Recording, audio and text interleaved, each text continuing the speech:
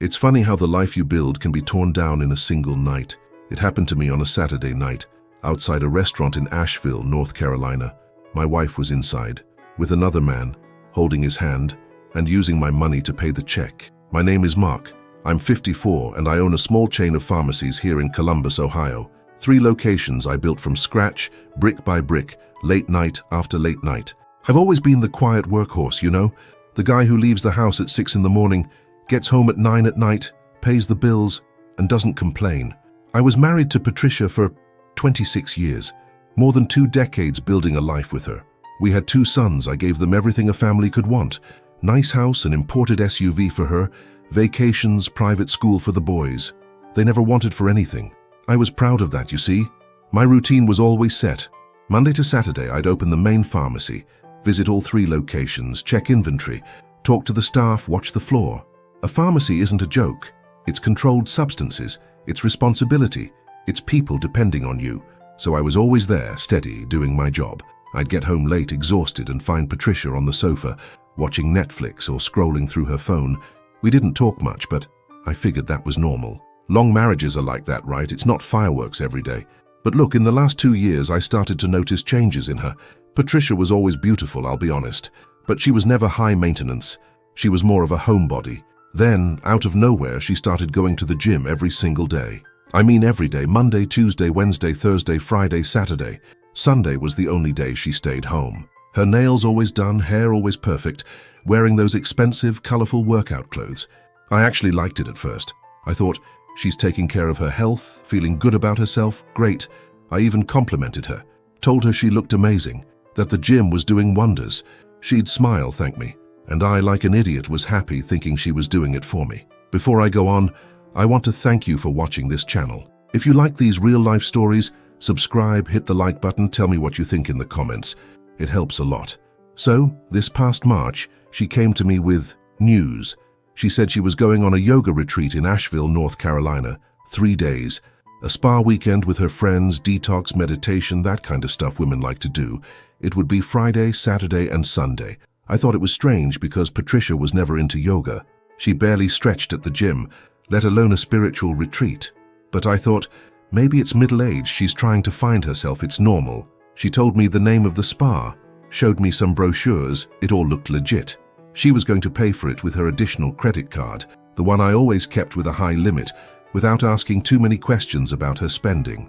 To me, it made sense. She took care of the house. She deserved the freedom to buy what she wanted. I never tried to control that.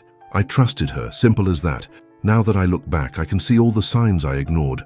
Like, she'd started to get distant. It wasn't just her body that was different. It was her way of being with me. Before, when I got home, she'd come give me a kiss, ask how my day was, basic couple stuff. But in those last few months, she'd barely look up from her phone, just a dry hi, and right back to texting. I'd ask what she was doing. She'd say it was a group chat with her friends. Stuff from the gym, nothing. I believed her. There was this one time back in January, I came home early, around 7, which was rare for me.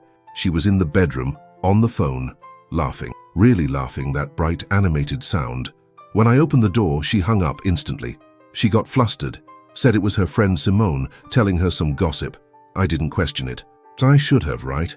But you always think you're just being paranoid, that you're overthinking. Another thing, she changed the password on her phone. It used to be our oldest son's birthday. Then suddenly it was different.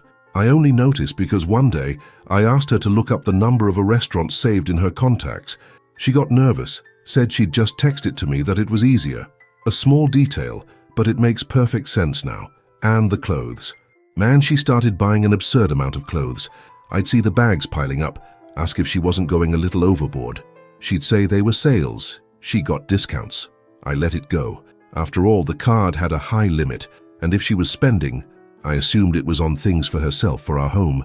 It never crossed my mind she was dressing up for someone else. On Friday morning, she packed her bag. A small suitcase, workout clothes, new sneakers. She gave me a quick kiss on the cheek and left. I was finishing my coffee, already checking my watch because I had to open the main pharmacy. I didn't suspect a thing. I texted her, "Safe travels." She replied with a heart emoji, and I went to work. Friday went by normally. Saturday too. I was focused because I had an important meeting scheduled with a supplier from Atlanta. He was going to be in Asheville on Saturday night, and since it's a long drive from Columbus, I decided to just spend the night there. I booked a hotel near downtown. I knew the area because we'd been there a couple of times as a couple years ago. The meeting went well. We closed a good supply deal, got a better price on some important medications. We finished up around 9:30 p.m. The supplier went back to his hotel and I was just there. My hotel was nearby, but I wasn't tired, still wound up from the meeting. I decided to take a walk, stretch my legs, get some air. Asheville is nice at night. Downtown has a good vibe. And then I walked past the spa Patricia had mentioned. I recognized the place because we'd passed it on that previous trip. I remembered the entrance. I thought about texting her, asking how it was going, but then I saw something that made me stop dead on the sidewalk.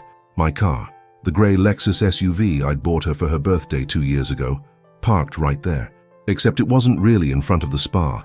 It was in the parking lot of a high-end restaurant right next door. An expensive place, the kind with low lighting, a wine list, that sort of thing. I looked at the car, looked at the restaurant, and looked again. It was my car. I knew the license plate by heart. I found that curious, very curious. I just stood there for a few seconds, trying to process. I thought, maybe she decided to have dinner out with her retreat friends, right? Normal. But something in my chest tightened, something I didn't want to feel. I pulled over, got out. I walked to the restaurant entrance. The host greeted me. I walked inside. Really fancy place, soft music, smelled like expensive food. I walked slowly between the tables, and that's when I saw them. Corner table, even darker lighting than the rest of the place. 2 glasses of red wine, and there she was, Patricia, my wife of 26 years. Nice dress, hair done, full makeup, laughing. She was laughing in that way I hadn't seen in a long time, you know? That laugh of someone who is completely at ease, completely happy. And across the table, holding her hand over the tablecloth, was a man I recognized, Marcus, the personal trainer from her gym. I just stood there, 10 feet away, watching, processing. My brain didn't want to accept what my eyes were seeing. He must have been about 38, easy smile, the body of someone who lives in a gym, the kind of charm women fall for. And he was holding my wife's hand, fingers interlaced, looking into her eyes. Patricia saw me first. Our eyes met, and man, I will never forget the look on her face. The smile died instantly. The color just vanished. She turned white, like sheet white. She yanked her hand back so fast she knocked over the wine glass, the liquid spreading across the tablecloth. He turned to see what happened. When he saw me, he had the audacity to slowly let go of her hand, as if that would fix anything. As if he could undo it. I didn't yell. I swear I didn't make a scene. I didn't curse. I didn't lunge at him. I just looked at her, and in the calmest voice I could manage, I said, "Patricia, we'll talk on Monday." And I walked out. I heard her calling after me as I left. Mark, wait, it's not what you think." But I didn't stop. I didn't turn around. I just kept walking to my car, got in, started it, and drove away. I went back to the hotel, went into the room, sat on the bed, and I just stared at the wall. I didn't cry, no, but something inside me broke right then. It wasn't anger, not yet. It was a disappointment so deep I couldn't even name it. 26 years, more than 2 decades supporting a family, working myself to the bone, paying for everything. The house, the car, the credit card with no limit. And she was there, with another man, spending my money, laughing, happy. You know what hurt the most? It wasn't just the affair.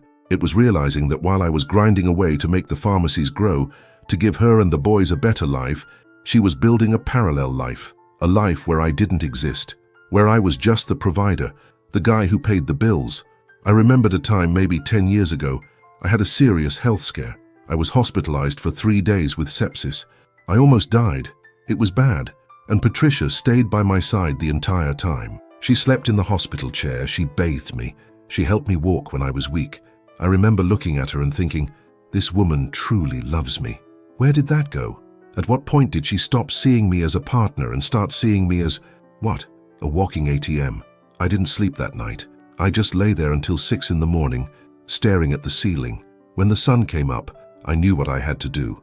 I picked up the phone and called my lawyer. Sunday morning, 8 o'clock. I woke him up, but he answered. I explained everything. He listened silently and said, "Mark, you need proof. Get all her credit card statements, bank records, everything you have access to. Don't confront her yet. Get the proof first." I had access to everything. Joint account, the additional card in my name. It all came to my email. I opened my laptop right there in the hotel room and started downloading the files. March statement, February, January, December.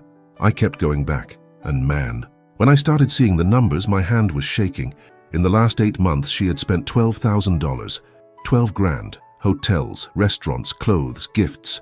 Motels in Dayton 5 times. A hotel in Indianapolis 3 times. Expensive restaurants every single week. Gifts from Nike, from Adidas, expensive cologne, all on the additional card, all paid by me. And look, here's the detail that shattered me. In February for Valentine's Day, she had spent $400 on a gift. I thought maybe it was for me. I waited for the day. I got nothing. She said she forgot, that she'd make it up to me later. Now I know. The gift was for him. A watch. $400. With my money. I was paying for my wife to go out with another man, for her to feel good with another guy, for her to buy him gifts, with the money I sweated to earn. How do you swallow something like that? I kept digging. I found the phone records. She was on our family plan, so I had access to the call logs. It was hours. Literally hours a day talking to the same number, a number I didn't recognize. I called the number just to confirm. Voicemail, his voice. Marcus. It was him. They talked every single day, morning, afternoon, night, while I was at the pharmacy, while I was in meetings, while I was working to support the life she had. She was on the phone with him. I called my accountant on Sunday afternoon. I asked him to pull everything I had, complete net worth. He already had it organized because we do a review every year for tax purposes. Monday morning, he sent me the report. I had the 3 pharmacy properties, which were my main assets. I had a house in Cincinnati my father left me, bought before the marriage, valued around $350,000. And there was the house we lived in Columbus, paid off, worth about $450,000. On top of that, there was $150,000 in investments. In Ohio, assets acquired during the marriage are split, but the Cincinnati house didn't count. It was inheritance. Inheritance is personal property. It's not community property. My lawyer guaranteed that. I did the math. If I gave her half the house and half the investments, it would be around $300,000. It was a lot of money. She could buy a decent place, invest the rest, live comfortably. But my father's house, the house where I spent childhood vacations, where my father passed away, where I had my best memories, no way. That was mine, and only mine. On Monday night she came home. I was already waiting. I had driven back from Asheville on Sunday, spent the day organizing documents. When she opened the door, I was sitting in the living room. She tried to talk, tried to explain. She said she was confused, that Marcus was just a distraction, that it was a mistake, that she loved me, that we could get past this, that she would end it with him, that she'd never see him again. She cried. She tried to hug me. I listened to all of it in silence. I didn't interrupt. I let her finish.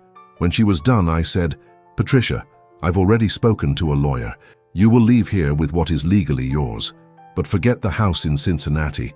And that credit card you were using? It was cancelled at 9 o'clock this morning." She turned white again, just like in the restaurant. She tried to argue, tried to say I was being rash, that we needed to talk calmly. I repeated, "We're done." That's when she changed. The look of remorse vanished. The anger came out. She screamed that I was insensitive, that I never paid attention to her, that I only thought about work, that she had felt alone all these years. That Marcus gave her what I didn't. Attention, affection, presence. I let her scream. When she wore herself out, I said, "Patricia, I worked my entire life so you wouldn't have to work, so you could stay home, raise the boys, do whatever you wanted. You never had to worry about the electric bill or the mortgage or anything. I gave you everything. If that wasn't enough, that's not my problem. It's yours." She had no answer for that. I hired a good lawyer. One of those expensive ones who doesn't waste time. We did everything by the book. We filed for divorce on Tuesday. I brought all the proof, photos I'd taken at the restaurant, the credit card statements, the records showing the spending, the call logs, proven adultery. I offered her what was fair according to the law, half the value of the Columbus house and half the investments. It came out to about $300,000. It was a solid amount of money, enough for her to buy a decent place, invest, live comfortably if she was smart. But she didn't want it. She wanted more. She tried to fight for the Cincinnati house, said she helped take care of it during vacations, that she had a right to it. My lawyer simply showed the documents. The deed in my father's name, the will, the inheritance records, all filed before the marriage. There was no argument. The judge didn't even entertain it. She tried to claim alimony. Alimony. Can you imagine? The woman was 50, in perfect health, perfectly capable of working. Her lawyer argued she'd been out of the workforce for so long because of the marriage. My lawyer countered, she was out of the workforce by choice. She had every opportunity to study, get certified, do whatever she wanted. She chose not to. That is not my client's fault. The judge agreed. No alimony. The divorce was finalized in 5 months. Fast. She received the $300,000, signed the papers, and it was over. My sons stayed by my side. They're adults now. One is 24, the other 22. They saw everything. They know who was always working. They know who was always there. They tried to talk to their mother, but she played the victim. She said I was absent, that she was lonely, that Marcus gave her the attention I didn't. My sons didn't buy it. They know the father they have. They know about the late nights, the weekends at the pharmacy, everything I did to give them a good life. My oldest, Lucas, came to me one day and said, "Dad, I'm sorry we didn't see what was happening. We should have been paying more attention." I told him it wasn't their fault, that I hadn't even seen it myself. How could they? Patricia tried to play the victim on social media too. Posted some long essay about new beginnings, about women having the courage to start over after 50, about freeing herself from relationships that no longer serve her. A bunch of people liked it. A bunch of people who didn't know the whole story. But those friends who went on the retreats, they vanished. When they saw she didn't have the same lifestyle, that she couldn't go to expensive spas every month, that the Lexus was gone, they stopped calling. Funny how friendship disappears when the money does, isn't it? And Marcus, the handsome trainer, he dumped her 2 months after the divorce. 2 months. As soon as he realized she wasn't the pharmacy owner's wife anymore, that she didn't have a credit card with no limit, he made an excuse and bolted. He started dating a new client, a businesswoman from Dayton, this one with her own money. An acquaintance of mine who goes to the same gym told me. He said he saw Patricia there one day trying to talk to Marcus. He was cold, polite, but distant. She left crying. Go figure, right? She threw away 26 years of marriage for a guy who didn't even last 3 months with her once the money was gone. Today, Patricia lives in a rented apartment in Toledo. She works as a cosmetics representative, sells that catalog makeup, you know, does Instagram lives showing lipstick, foundation, that stuff. From her stories, you can tell she's struggling. Small apartment, a basic car, a very different life than the one she had. I don't take pleasure in that, no, I'm not that kind of person, but I don't feel pity either. She made choices, conscious choices, and choices have consequences. And me, I sold the house in Columbus. Too many memories, too many things that made me sick to my stomach. Every room in that house reminded me of something. The living room where we watched movies as a family. The kitchen where she made breakfast for the boys. The bedroom where we slept side by side for so many years. I couldn't. I needed a real fresh start. I took the money from the sale and renovated the house in Cincinnati. Put in new floors, redid the kitchen, painted everything. I bought new furniture, set up a room for each of my sons for when they want to spend the weekend. It turned out beautiful. I live there now. I wake up with a view of the trees, fresh air, quiet. It's a calmer pace.